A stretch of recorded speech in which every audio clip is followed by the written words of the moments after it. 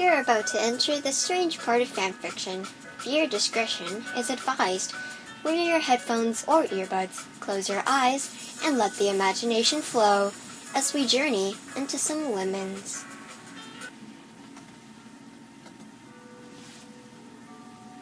Now, this story is called Not Really Drunk, Witty X-Reader, Lemon of course. Alaska Chan. Created by Alaska Chan. How in the heck did this happen? Seriously, everything would have been absolutely great if you weren't stuck around a drunk as Buck, Jeff the Killer, plus some of the others who may have been drunk or sober, but acting as just as drunk as the others, just had a good laugh out of the night. You were the one in the corner, not drunk, but not acting as such for the sake of the party.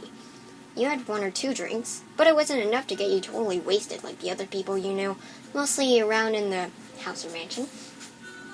And one of them standing across from you, not taking the time of day to take his time, let his vision clear up in the slightest just to look into your red orbs, just to talk, hang out, and do whatever you want.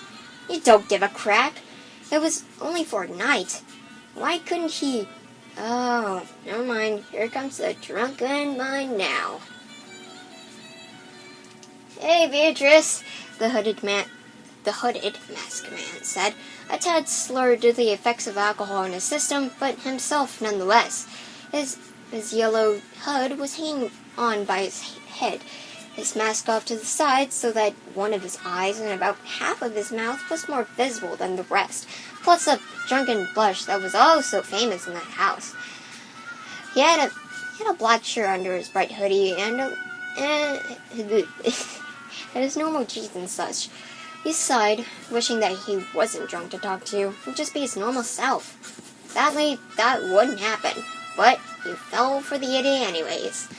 Somehow his face, which you had been able to see on a few off chances, dragged you in. Plus, the fact that he could be an anti-social as you were, when not intoxicated beyond belief.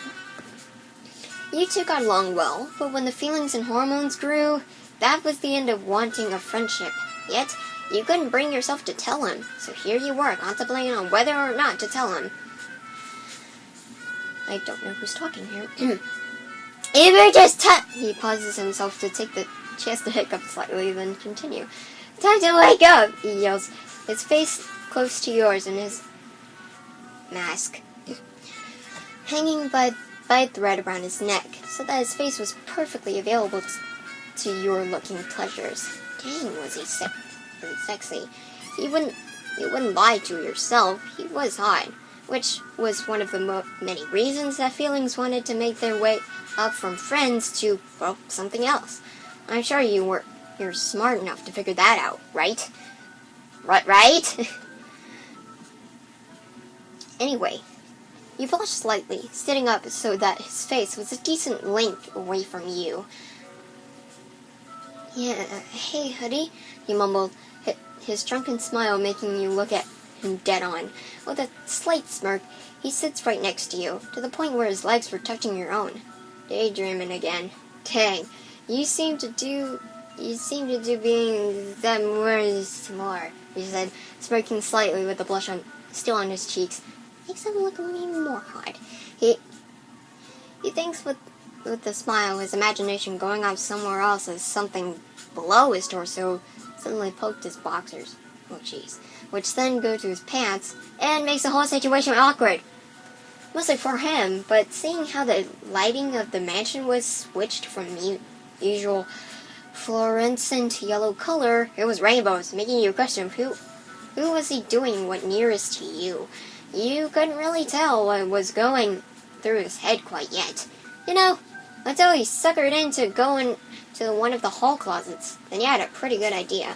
And this is where the lemon starts. Don't read unless you're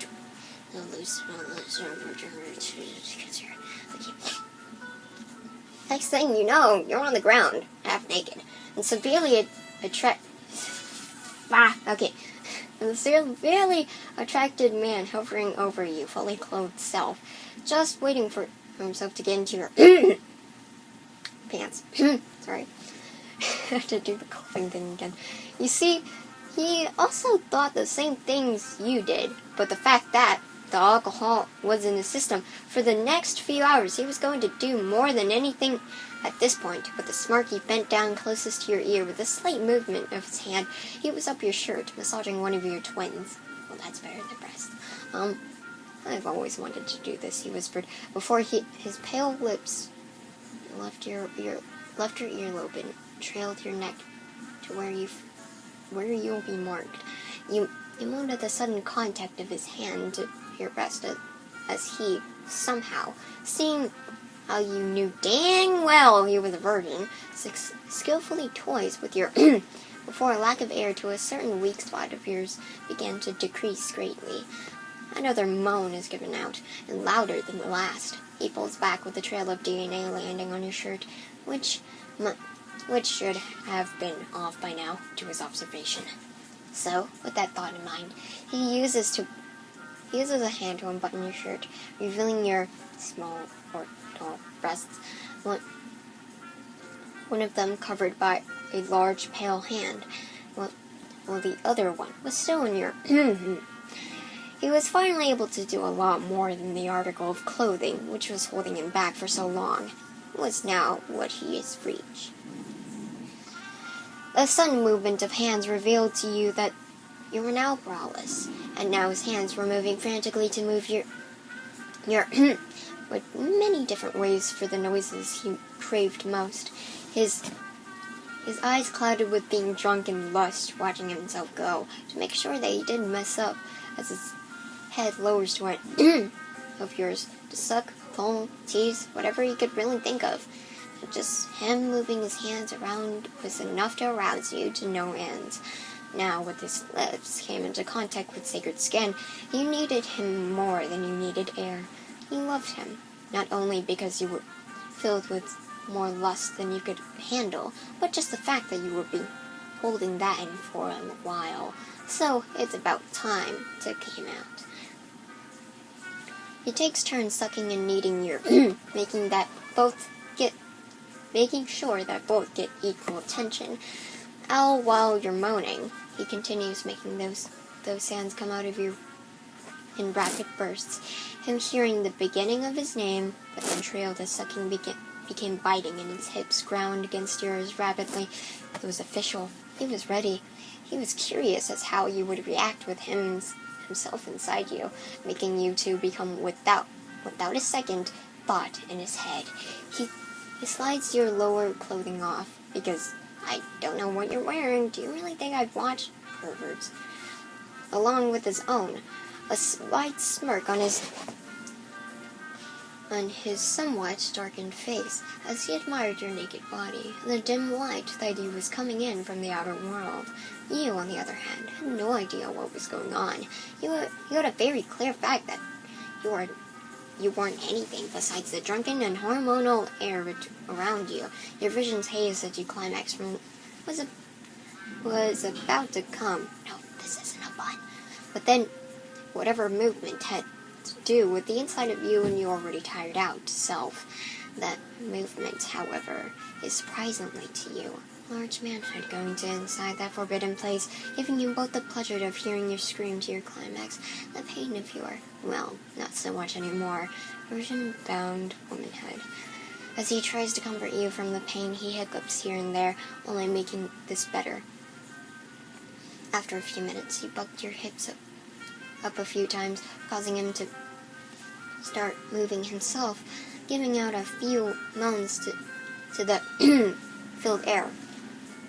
You both continue moaning, groaning, a few yelps here and there, and before your spot was hit a few times, before you started calling out whoever came to mind first, which would be Hoodie's actual name. You knew dang well how much he hates it. Brian, yes, his real name is Brian. Did you already know that, Marble Horn in pants? You shout an instinct, instantly making you go rougher for a silent punishment for the name that was screamed into the room.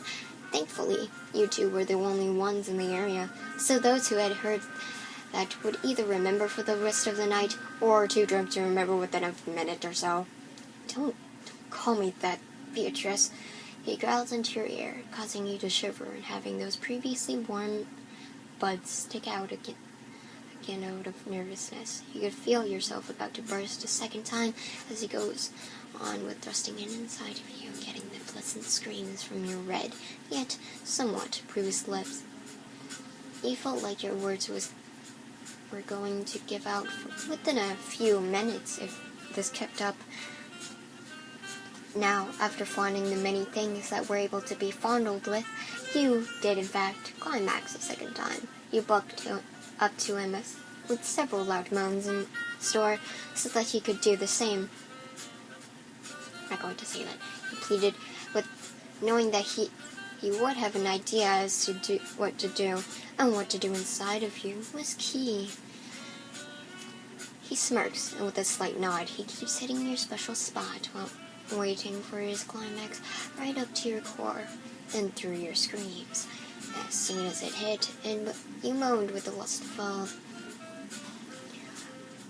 lust-filled red orbs, shutting at the amazing feeling, as after your arched back against the floor, the body of the man on top of you was now beside you, wrapped his arms around you as he grabs a random coat or two for blankets. Not even bothering to grab his clothes. You snuggle to the man, and with one last kiss, he says two things to you. The first, I love you, which you responded with a normal response. The second, I hope you remember that I'm not really drunk, he says with a smirk, not even waiting for a comeback for you, apparently sleeping form as he drifted off into the same world. I hope you enjoyed that. It was really, I would say, this was better than a Darkling one.